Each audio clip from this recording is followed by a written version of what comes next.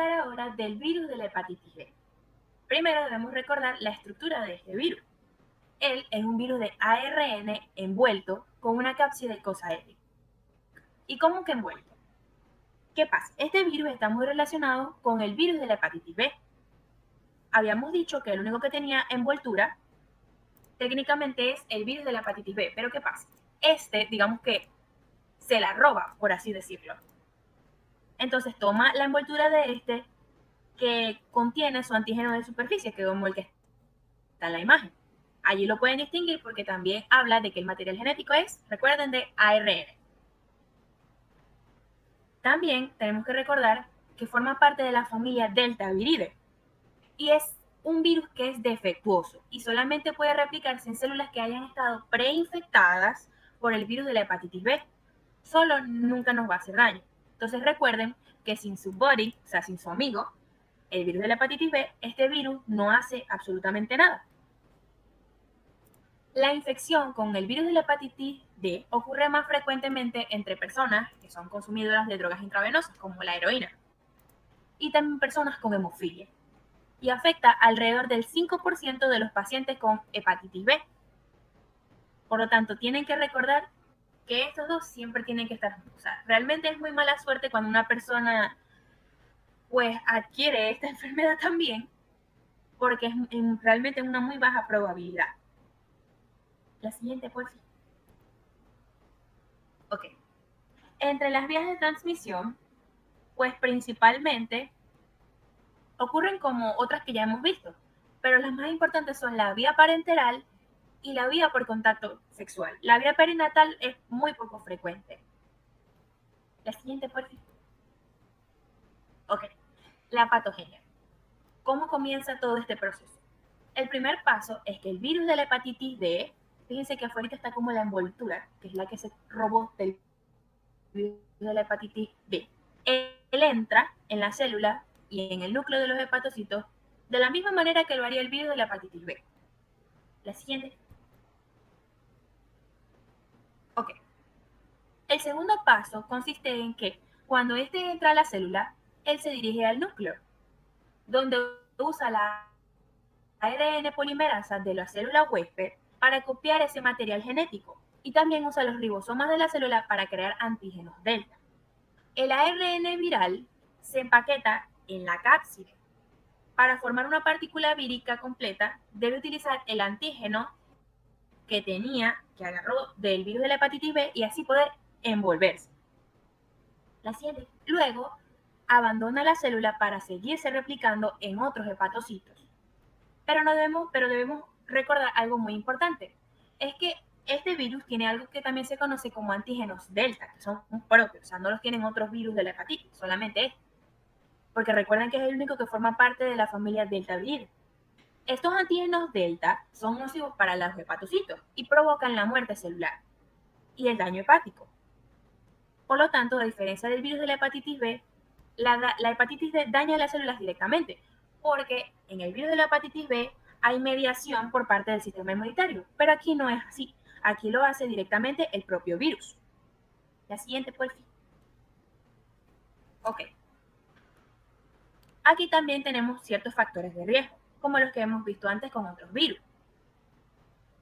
Tenemos que un factor de riesgo sumamente importante son los pacientes con trasplantes de órganos, pacientes que utilizan drogas inyectables, cosas que siempre le debemos preguntar cuando estemos en el interrogatorio con ellos, personas que son trabajadoras sexuales, sean hombres o sean mujeres. Obviamente, si tiene virus de la hepatitis B o si tiene VIH, porque recuerden que, a pesar de todo, nuestro sistema inmunitario siempre tratará de protegernos.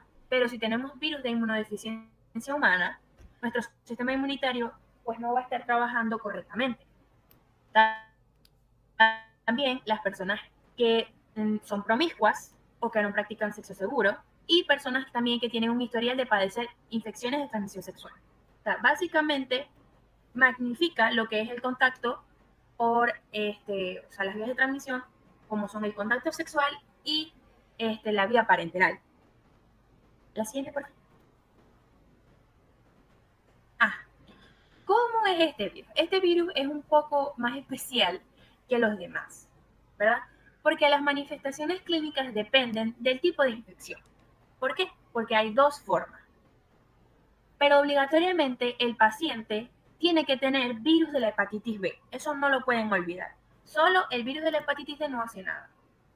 Entonces, existe la coinfección, donde los dos virus infectan al hígado al mismo tiempo. Es decir, el virus de la hepatitis B con el virus de la hepatitis D. O sea, al mismo tiempo. Y está la superinfección, que es cuando la hepatitis D infecta a individuos con una hepatitis B crónica, que es mucho más grave que una coinfección. La hepatitis D aumenta la gravedad de esa infección por hepatitis B en el caso de la superinfección. Estos pacientes son mucho más propensos a desarrollar una hepatitis fulminante, necrosis hepática masiva e incluso encefalopatía hepática, que es cuando la función del cerebro ya se ve afectada por esta infección. En la coinfección, lo que vemos es que la evolución clínica es la misma que del paciente de la hepatitis B normal, pues sin esto, o sea, con el virus ese solo. Pero cuando hay una infección en un paciente con hepatitis B crónica, la hepatitis se presenta mucho más grave, con recaídas de cuadros de ictericia, también puede desarrollar cirrosis hepática o, como les dije, una hepatitis fulminante. Eso siempre se lo deben preguntar a los pacientes, porque puede que se acuerden, no, yo tengo hepatitis D, pero para tener hepatitis D uno obligatoriamente tiene que tener hepatitis B, por lo que deben preguntarle por los dos antecedentes. La siguiente, por favor. Ok. Necesitamos tres cositas súper simples para hacer el diagnóstico del virus de la hepatitis D. Lo primero es la presencia del antígeno de la cápside, ¿verdad? E IgM anti-HBC. Súper importante porque recuerden que él le roba la envoltura al virus de la hepatitis B. Entonces, eso es lo que podemos conseguir. También podemos conseguir los anticuerpos anti-VHD IgM. Los que son para infección aguda duran varias semanas. Y también podemos tratar de encontrar el ARN viral en el suero.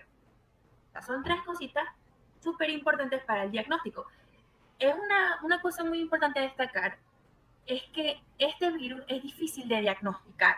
Normalmente, o sea, tienen que mandar a hacer este tipo de pruebas muy específicas si se sospecha, porque normalmente los médicos piensan, no, es solamente el virus de la hepatitis B. Por lo tanto, es ciertamente difícil de diagnosticar, pero si ustedes lo sospechan o ya saben que el paciente tiene virus de la hepatitis B, es muy importante que tomen esto en consideración.